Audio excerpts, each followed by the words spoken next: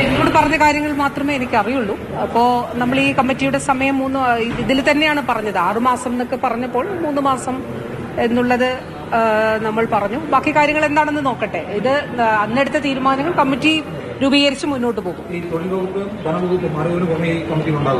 ഉണ്ടാകുമെന്ന് ഞാൻ തന്നെ കമ്മിറ്റിയിൽ പറഞ്ഞിരുന്നു, അന്നത്തെ ചർച്ചയിൽ പറഞ്ഞിരുന്നു. അതിനുശേഷം മാധ്യമങ്ങളെ കണ്ടും ഞാൻ പറഞ്ഞു. മറ്റൊരു കാര്യം, ഈ അശാസ്ത്രീയമായ ചികിത്സാ രീതി നിർമ്മാണം തുടരുകയാണ്. കഴിഞ്ഞ നെയ്യാറ്റിങ്കരയിൽ ഇതുപോലെ തന്നെ ഒരു പ്രസവത്തിന് ശേഷം ഒരു യുവതി മരിക്കുന്നു. ഇപ്പോൾ മലപ്പുറത്തും സമാനമായ സംഭവങ്ങൾ നടക്കുന്നു. ഇതിനകത്ത് ആരോഗ്യവകുപ്പിന്റെ ബോധവൽക്കരണം കൃത്യമായിട്ട് ആളുകളിലേക്ക് എത്താത്തതാണോ ഇപ്പോഴും ഈ രീതിയിലേക്ക് ചില ആളുകളിലേക്ക് ഇങ്ങനെ പോകാനുള്ള കാരണം? ചില കാര്യങ്ങൾ ബോധപൂർവ്വം മറച്ചുവെക്കുന്നതായിട്ട് കാണുന്നു. ഈ കേസിൽ തന്നെ പ്രാഥമികമായി അവിടെ നിന്ന് DMO നൽകിയ റിപ്പോർട്ടിൽ നമ്മുടെ ആരോഗ്യ പ്രവർത്തകർ വീട്ടിൽ ചെല്ലുമ്പോൾ മറഞ്ഞിരിക്കുന്നതായിട്ടാണ് കണ്ടത്. അതായത് പറയേണ്ടതില്ല. അപ്പോൾ മറഞ്ഞിരിക്കുന്നതിന്റെ കാരണം അവബോധമില്ലായ്മ അല്ലല്ലോ, അത് മറച്ചു വെക്കുകയാണ് എന്നുള്ളതാണ്.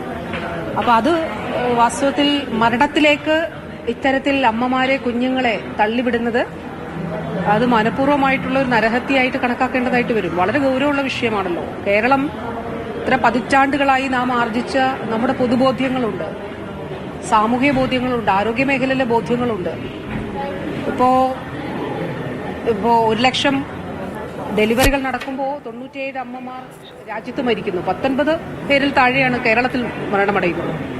ആ 19 എന്നുള്ള സംഖ്യയിലേക്ക് എത്തുന്നതിന് വലിയ പ്രയത്നം ഉണ്ടായിട്ടുണ്ട്, വലിയ ദീർഘവീക്ഷണത്തോടെയുള്ള പ്രവർത്തനങ്ങൾ ഉണ്ടായിട്ടുണ്ട്. ഏറ്റവും ഒടുവിലായി മലപ്പുറത്ത് വീട്ടിലെ പ്രസവത്തിനിടെ യുവതി മരിച്ച സംഭവത്തിൽ കൂടിയുള്ള പ്രതികരണമാണ് മന്ത്രി നടത്തിയത്.